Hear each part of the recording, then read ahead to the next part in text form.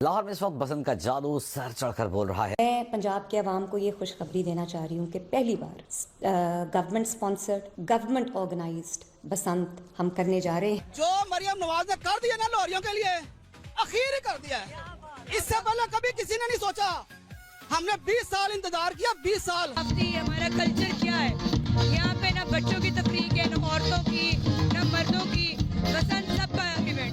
میزبانی کر رہی ہیں اور ابھی ان کے ایونٹ پہ آج مریم اورنگزیب آئی ہیں۔ ظاہر ہے ایونٹ تو اکٹھا ہے مگر عظمہ صاحبہ ان کے لیے گول گپے بنوا رہی ہیں۔ دیکھیں آپ اسپیشلی، اچھا آپ گول گپے کیسے لائک کرتے ہیں؟ ذرا کھٹے ہر طرح کے گول گپے لائک کرتے ہیں۔ اچھا یہ دیکھیں، یہ گول گپے کھانے لگی بسنت میں۔ I can give you golgappa. Madam yes. Basant یعنی موسم بہار کی شروعات کا جشن پنجاب خصوصاً لاہور کے اندر ایک ثقافتی اور کلچرل حیثیت رکھتا ہے، جسے لوگ صدیوں سے ایسے ہی مناتے آ رہے ہیں، پر شاید ہی کسی شخص نے کبھی اس کی حقیقت اور شروعات کو جاننے کی کوشش کی ہو کہ اس کا آغاز کب اور کیسے ہوا اور اس کے پیچھے تاریخ کیا ہے، کیونکہ یہ ایونٹ کلچر اور انجوائمنٹ سے نہیں بلکہ نفرت اور شرک کے ساتھ جڑا ہوا ہے۔ یہ ایک خونی اور جان لیوا کھیل ہے جس کو سمجھنے کے اندر حکومت کو بھی کئی دہائیاں لگ گئی اور اسی لیے آخر میں جا کر اس کو بین کرنا پڑا۔ آج کی اس ویڈیو میں ہم بسنت کی اصل تاریخ اور ایسے حقائق جانیں گے جو کہ آپ نے آج سے پہلے کبھی نہیں سنے ہوں گے۔ برے صغیر پاک و ہند کے اندر یہ تہوار صدیوں سے منایا جا رہا ہے اور پچھلے 300 سال سے اس کی تاریخ آپ سے چھپائی گئی ہے۔ ہم دیکھتے ہیں کہ پنجاب خصوصاً لاہور کے اندر بسنت کے دن بہار کا موسم شروع ہونے کی خوشی کے اندر آسمان رنگ برنگی پتنگوں سے بھر جاتا ہے۔ لوگ خاص طور پر پیلے کپڑے پہنتے ہیں، گھروں کی چھتوں پر محفلیں لگتی ہیں، مٹھائیاں، جلیبیاں اور خاص قسم کے کھانے بنتے ہیں، موسیقی، ہنسی اور جشن کا ماحول ہوتا ہے۔ لیکن اس کی شروعات کی تاریخ سمجھنے کے لیے ہمیں سال 1734 کے اندر موجودہ دور کے پاکستانی سیالکوٹ شہر کے اندر جانا پڑے گا۔ یہ وہ دور تھا جب عیاش مغل بادشاہ محمد شاہ رنگیلا کی حکومت تھی۔ ہسٹورین بیان کرتے ہیں کہ اس ٹائم کے اندر ایک مسلم بچے اور ہندو بچے کے اندر مذہب کو لے کر بحث چھڑ گئی۔ اس ہندو بچے کا نام حقیقت رائے بیان ہوتا ہے۔ اس لڑکے نے غصے میں رسول پاک صلی اللہ علیہ وسلم کی بیٹی حضرت فاطمہ رضی اللہ تعالیٰ عنہ کے بارے میں نازیبا الفاظ بولے۔ سوہن لال سوری جو کہ سکھ دور کے سرکاری ہسٹورین تھے، وہ اپنی کتاب عمدۃ التاریخ جلد اول کے اندر اس واقعے کو لکھتے ہیں، اور اس کے علاوہ مشہور رائٹر مشہور داس اپنی کتاب چار باغ پنجاب کے اندر اس واقعے کو لکھتے ہیں۔ وہ کہتے ہیں کہ اس گستاخی کو لے کر ہنگامہ اور احتجاج شروع ہو گیا اور یہ معاملہ آخرکار حاکم لاہور زکریا خان کے پاس گیا۔ ہزاروں لوگ جمع تھے اور قاضی صاحب نے یہ فیصلہ دیا کہ جرم کی معافی صرف ایک صورت میں ہو سکتی ہے کہ حقیقت رائے توبہ کر کے کفارے کے طور پر اسلام قبول کر لے۔ لیکن جب اس نے انکار کر دیا تو قانون کے مطابق اس کو سزائے موت سنا دی گئی۔ جس دن اس کو سزائے موت سنا دی گئی وہ ہندوؤں کے لیے بسنت پنچمی کا دن تھا، یعنی ہندوؤں کا ایسا تہوار جس دن وہ بہار کی آمد کے جشن کو اس کے پہلے دنوں کے اندر منایا کرتے تھے۔ بسنت کا مطلب ہے بہار اور پنچمی کا مطلب ہے پانچویں دن۔ اس دن یہ لوگ خاص طور پر اپنی علم اور فن کی دیوی سرسوتی کی خاص طور پر رسم کے طور پر پوجا کیا کرتے ہیں۔ ہر طرف لوگ پیلے کلر کا ڈریس پہنتے، پیلے کھانے بناتے، کیونکہ پیلا رنگ سرسوں کے کھلتے ہوئے پھولوں اور بہار کو شو کرتا ہے۔ لیکن ابھی تک یہاں پر پتنگ اڑانے کا کوئی کانسیپٹ نہیں تھا۔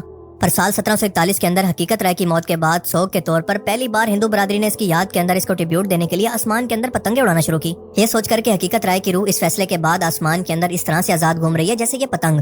اور اس پتنگ کا کانسیپٹ ان لوگوں نے لیا تھا چائنا سے، جہاں پر پچھلے 2000 سال سے اس پتنگ کو اڑایا جا رہا تھا۔ پھر آیا پنجاب کے اندر مہاراجا رنجیت سنگھ کا دور حکومت اور اس نے دیکھا کہ یہ مذہبی سوگ ہندوؤں کے اندر بہت مشہور ہے، کیوں نہ اس کو ایک شاہی میلے کے اندر بدل دیا جائے۔ اس زمانے کے اندر ہر سال وہ اس تہوار پر لاکھوں روپے اس ٹائم کے خرچ کیا کرتا، اور یہ وہ ٹائم تھا جب غلط فہمی کے اندر مسلمانوں نے بھی اس کو کلچر سمجھ کر اپنانا شروع کر دیا، کبھی اس کی بنیاد کو جاننے کی کوشش ہی نہیں کی۔ پھر اس کے بعد ہم نے دیکھا کہ انڈین سب کانٹیننٹ پر انگریزوں کی حکومت آئی تو سال 1849 کے اندر انہوں نے دیکھا کہ یہ میلہ ان لوگوں کو بہت مصروف رکھتا ہے اور یہ لوگ ہمارے خلاف وقتی طور پر احتجاج اور اصل مسئلوں کو بھول جاتے ہیں کہ ہم لوگ غلامی کے اندر ہیں، اسی لیے ان لوگوں نے اس کو مزید ہوا دی۔ اور اس ٹائم کے اندر لاہور میں باقاعدہ بسنت کلب بن گئے، چھتوں پر ہونے والے ڈانس، پتنگ بازی اور کھانے اس کا حصہ بن گئے۔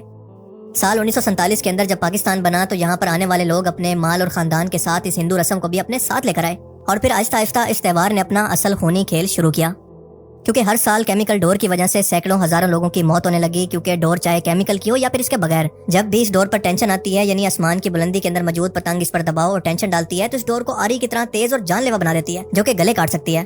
سب سے زیادہ موٹر سائیکل سوار اور پیدل لوگ اس کا شکار بن کر اپنی جان کی بازی ہار چکے ہیں۔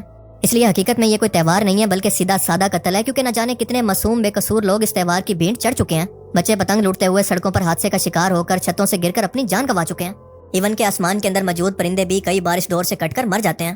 مطلب یہ کیسا تہوار ہے، کیسی انجوائمنٹ ہے جہاں پر ہر طرف بس موت ہی موت ہے۔ بجلی کی تاروں پر لگی یہ ڈور شارٹ سرکٹ کر کے ملکی خزانے کو بھی نقصان پہنچاتی ہے، جو کہ عام عوام کی جیب سے پورا کیا جاتا ہے۔ اور اب یہاں پر بات صرف تہوار تک نہیں رہی بلکہ بسنت کے نام پر آج کل لاہور جیسے بڑے شہر کے اندر جو ناچ گانا، بے حیائی اور لڑکے لڑکیوں کے جو بےہودہ قسم کے ڈانس ہو رہے ہیں، کیا یہ ہمارا کلچر ہے؟ اپنی خوشی کے لیے اپنے لوگوں کا خون بہانا کوئی انٹرٹینمنٹ نہیں ہوتا بلکہ بے حسی اور ظلم کہلاتا ہے۔ ہمارا دین اسلام ہمیں خوشیوں اور انٹرٹینمنٹ سے بالکل نہیں روکتا. اس کے لیے ہمارے پاس عیدیں موجود ہیں, سپورٹس ایونٹ ہیں, لیکن ہمیں اپنی خوشیوں کے لیے اس تہوار کی کوئی ضرورت نہیں ہے جس کی بنیادوں میں نفرت ہو اور اس کا انجام موت پر ہو. آج اگر آپ کو زبردستی یہ تہوار دیا جا رہا ہے تو اس کے پیچھے وہی مقصد ہے جو کہ انگریزوں کا تھا کہ انہی چیزوں کے اندر ان کو الجھائے رکھو تاکہ یہ لوگ اپنے حقوق کی بات نہ کر سکیں, ان کو غلامی کا احساس ہی نہ ہو. کیونکہ آپ دیکھیں گے کہ ابھی بسنت ہے تو آگے جا کر آپ کو PSL کے اندر مصروف کر دیا جائے گا. اور اسی ملک کے اندر ابھی کل ہی کی تو بات ہے کہ گل پلازا کے اندر کراچی کے اندر آگ لگی تو کتنے معصوم بے گناہ لوگ اپنی جان کو گوا بیٹھے. وادی تیرا کے اندر کتنے معصوم لوگوں نے اپنی جانیں گوا دی, اور ابھی لاہور شہر کے اندر ایک ماں بیٹی کھلے مین ہول کے اندر گر کر اپنی جان گوا بیٹھی. ملک میں مہنگائی ہے, لا اینڈ آرڈر کی صورتحال خراب ہے, اکانومی گر رہی ہے, لیکن ہمارے پاس تو بسنت ہے نا.